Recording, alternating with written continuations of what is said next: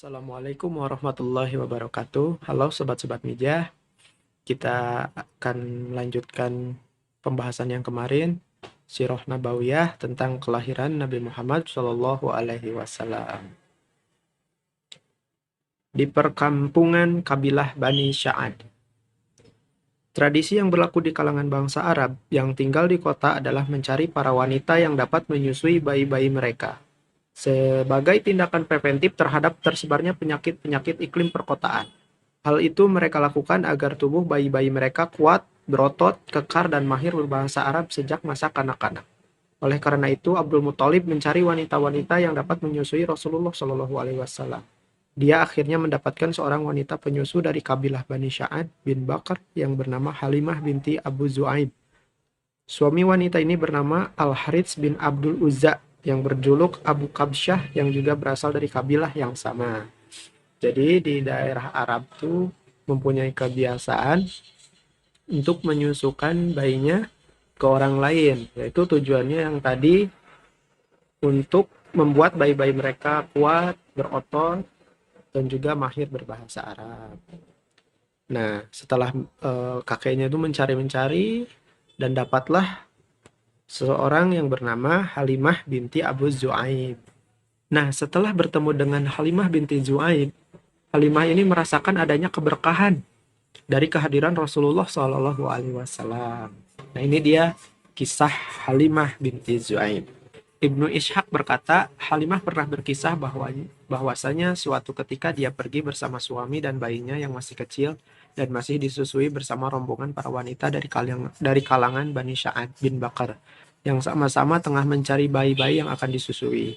Nah, jadi Halimah ini sama suaminya dan sama rombongan yang lain pergi ke Mekah untuk mencari bayi-bayi susuan. Ketika itu, musim sedang pancaklik di mana kami sudah tidak memiliki apa-apa lagi. Lalu aku pergi dengan mengendarai seekor keledai betina berwarna putih kehijauan milikku beserta seekor unta yang sudah tua. Demi Allah, tidak ada setetes susu pun yang berhasil dihasilkan oleh unta tersebut. Kami juga tidak bisa melewati malam dengan tidur pulas lantaran tangis bayi kami yang menangis kelaparan sedangkan air susu di payudaraku sudah tidak mencukupi. Nah, jadi pada saat itu sedang musim panceklik di mana tidak ada hujan dan mereka melanjutkan perjalanannya. Di perjalanan, unta-unta mereka tidak mengeluarkan susu dan pada saat malam hari mereka tidak bisa tidur karena bayi-bayi yang mereka bawa tidak bisa disusui karena ya tidak ada makanan dan tidak ada minuman.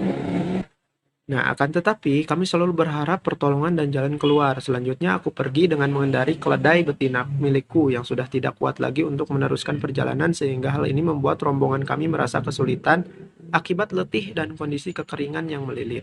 Akhirnya kami sampai juga ke Mekah untuk mencari bayi-bayi yang disusui tersebut. Tidak seorang wanita pun di antara kami ketika ditawarkan kepadanya untuk menyusui Rasulullah Shallallahu Alaihi Wasallam, melainkan menolaknya bila diberitahu perihal kondisi beliau yang yatim.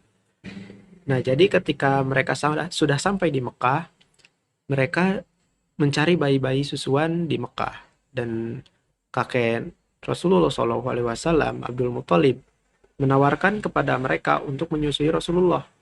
Mereka menolak karena Rasulullah Shallallahu Alaihi Wasallam adalah anak yang yatim. Jadi mungkin mereka berpikiran mau dibayar pakai apa, sedangkan ayah dari anak tersebut tidak ada. Sebab tujuan kami, rombongan wanita penyusu bayi, hanya mengharapkan imbalan materi dari orang tua si bayi, sedangkan beliau bayi yang yatim. Apa gerangan yang dapat diberikan oleh ibu dan kakeknya buat kami? Kami semua tidak menyukainya karena hal itu. Akhirnya, semua wanita penyusu yang tidak bersamaku mendapatkan bayi susuan kecuali aku.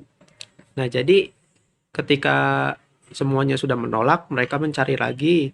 Dan semua rombongan yang bersama Halimah sudah mendapatkan bayi susuan. Tinggal Halimah saja yang belum mendapatkan bayi susuan tersebut.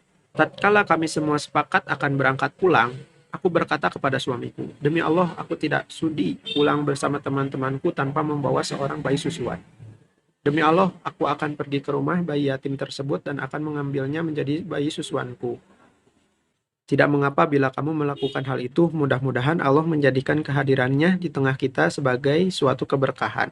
Akhirnya aku pergi kepada beliau Rasulullah SAW dan membawanya.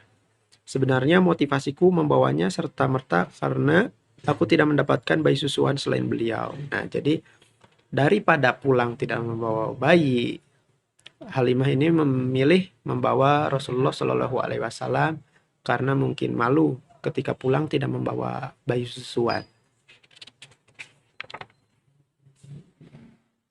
Nah, setelah membawa Rasulullah SAW, Halimah melanjutkan, setelah itu aku kembali dengan membawanya menuju tungganganku. Ketika dia kubaringkan di pangkuanku, lalu Halimah menyusui Rasulullah SAW hingga kenyang. Dilanjutkan kemudian oleh saudara-saudaranya atau bayi susuan yang lain. Kemudian keduanya tertidur dengan lelap, padahal sebelumnya kami tidak bisa memicingkan mata untuk tidur karena tangis bayi kami tersebut. Suamiku memeriksa unta milik kami dan ternyata susunya sudah berisi. Lalu dia memerahnya untuk diminum. Lalu dia meminum dan aku juga ikut minum hingga perut kami kenyang, dan malam itu adalah malam tidur terindah yang pernah kami rasakan, di mana kami tertidur dengan lelap.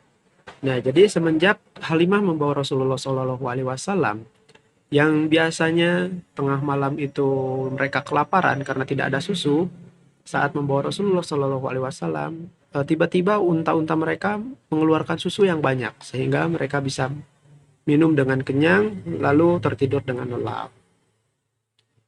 Pada pagi harinya suamiku berkata kepadaku, "Demi Allah, tahukah kamu wahai Halimah, kamu telah mengambil manusia yang diberkahi. Aku menimpali, demi Allah, aku berharap demikian." Kemudian kami pergi lagi.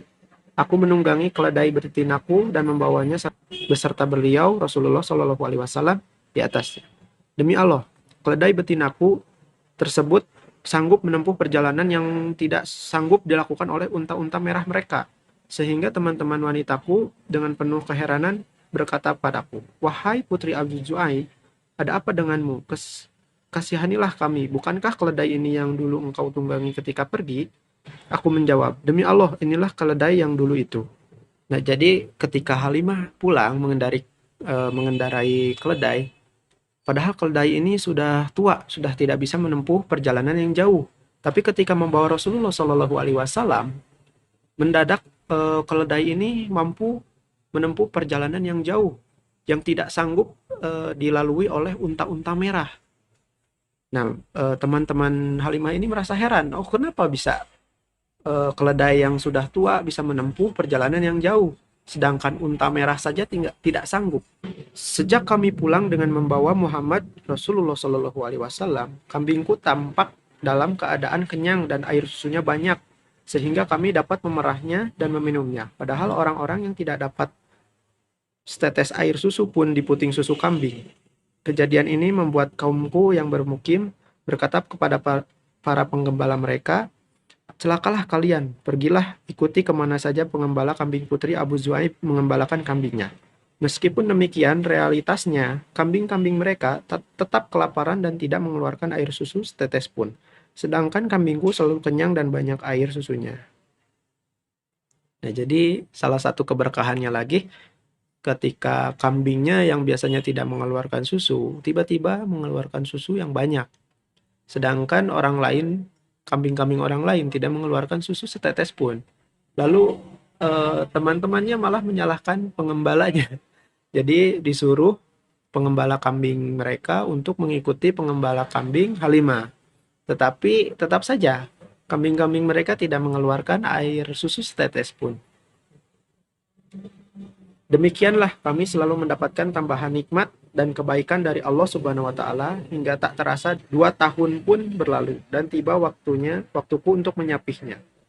Dia tumbuh berkembang tidak seperti kebanyakan anak-anak sebayanya, sebab sebelum mencapai usia 2 tahun, dia sudah tumbuh dengan postur tubuh yang kuat.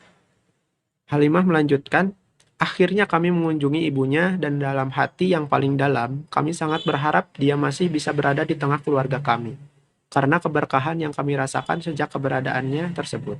Kemudian kami membujuk ibunya. Aku berkata kepadanya, kiranya Anda sudi membiarkan anak ini bersamaku lagi hingga dia besar. Sebab aku khawatir dia terserang penyakit menular yang bisa menyakiti yang bisa menjangkiti kota Mekah. Kami terus memelas kepadanya hingga dia bersedia. Mengembalikannya untuk tinggal bersama kami lagi. Nah, jadi setelah 2 tahun, ketika sudah beres menyusui, Halimah ingin memberikan kepada ibunya kembali. Tetapi Halimah merasa berat karena ketika semenjak ada Rasulullah Shallallahu Alaihi Wasallam, kehidupannya terasa lebih mudah. Terjadi keberkahan-keberkahan yang Masya Allah sangat banyak. Jadi ketika Halimah mau mengembalikan, Halimah memelas kepada ibunda Nabi Muhammad agar bisa tinggal bersama mereka lagi. Dan akhirnya ibunda Rasulullah SAW membolehkan atau membiarkan Nabi Muhammad tinggal bersama Halimah kembali. Nah, mungkin itu lanjutan dari Sirah Nabawiyah kelahiran Nabi Muhammad SAW. Tetapi tidak sampai di situ, masih banyak kelanjutannya. Tapi saya akhiri di sini dulu. Insya Allah mungkin ke depannya saya akan membahas lagi Sirah Nabawiyah tentang kelanjutan kelahiran Nabi Muhammad SAW. Mungkin dari saya segini dulu. Sampai jumpa di episode berikutnya. Assalamualaikum warahmatullahi wabarakatuh.